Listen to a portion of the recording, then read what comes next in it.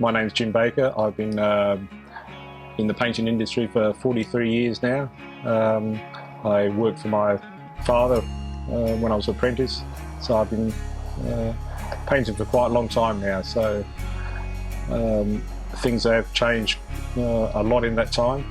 When I first started my apprenticeship, I was painting by brush, with the ceilings, walls, all by brush. I was one of the first people I was supposed to use a roller, and I was one of the first people to test out no more gaps, which I never thought would take off.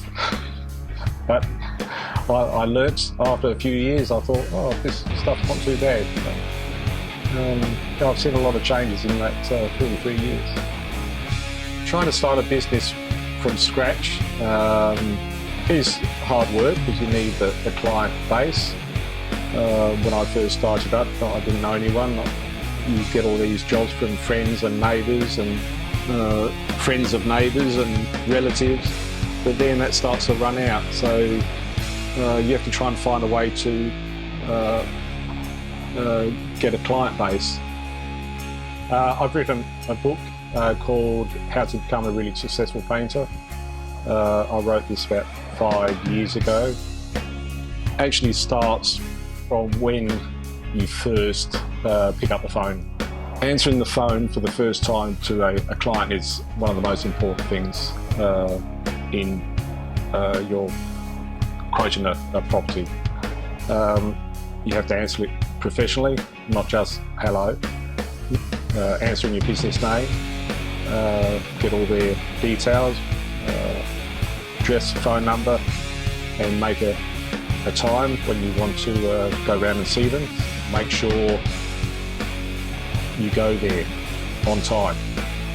If you're running late, give them the decency to say that you're running late and can we make another time. There's so many tradespeople out there that they don't turn up, and clients tell me this. They might ask for half a dozen quotes, 4 might turn up and 3 might give them a quote. Respect they've gone to the trouble to phone you for a quote. You do the right thing and make sure you go around there on time. When you go to a property, always make sure that if I'm pricing inside, I take off my shoes and socks, or take off my shoes. It's just sort of a bit of respect that they can see that you're going to take care of their property. You dress appropriately. Just in your quoting shirt, you don't go out there in your work overalls and look grubby, because the first time they see you is they see that and they want to know what type of person is going to come into my home and paint their property. When you send out the quotes, make sure you send it in the next couple of days.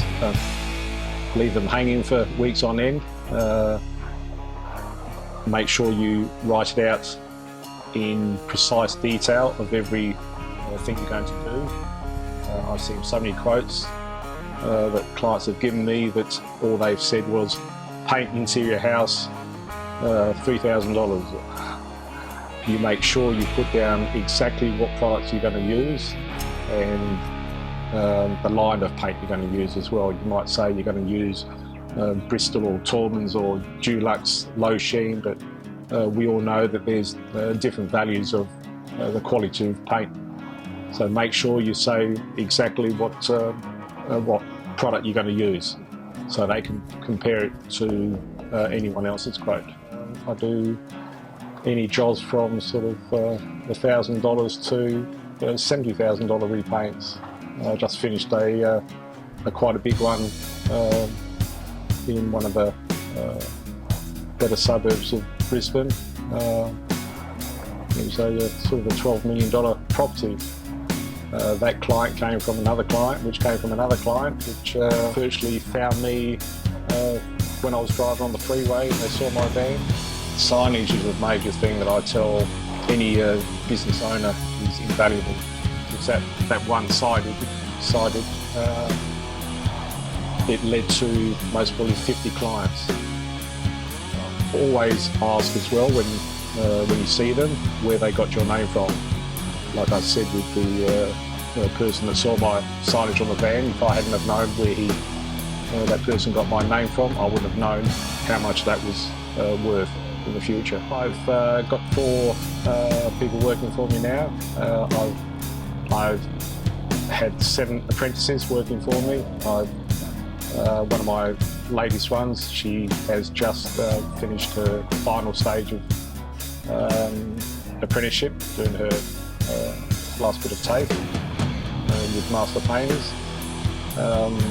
So she's got another 6 to 12 months to go. Yeah, she's my 7th and my first female, and I recommend it to anyone. I've been very lucky with staff.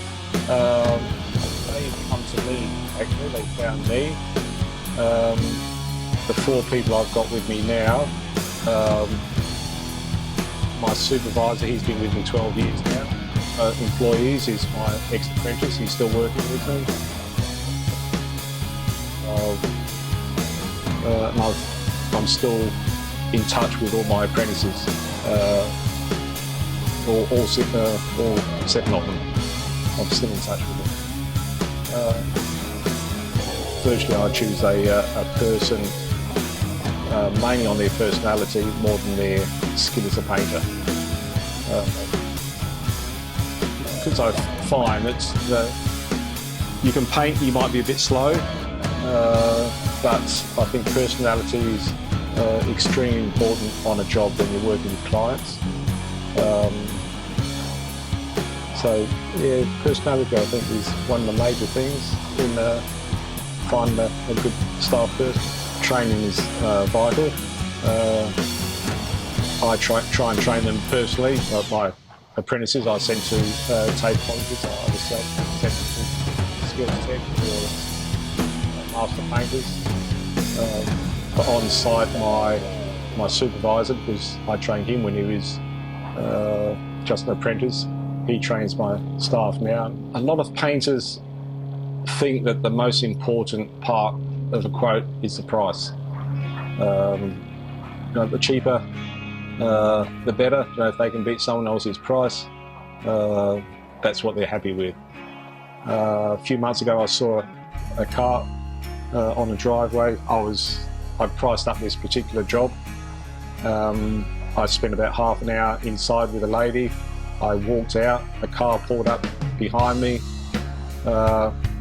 He was in there for about 5 minutes. On the side of his car, it said, "Will beat any price by 10% guaranteed." So the particular lady didn't choose that person's quote. Safety is one of my main concerns. In the 28 years I've been painting in Brisbane, I haven't had a workplace accident. I always look at my staff as extremely important. I don't want to see them go home injured or fall off a ladder.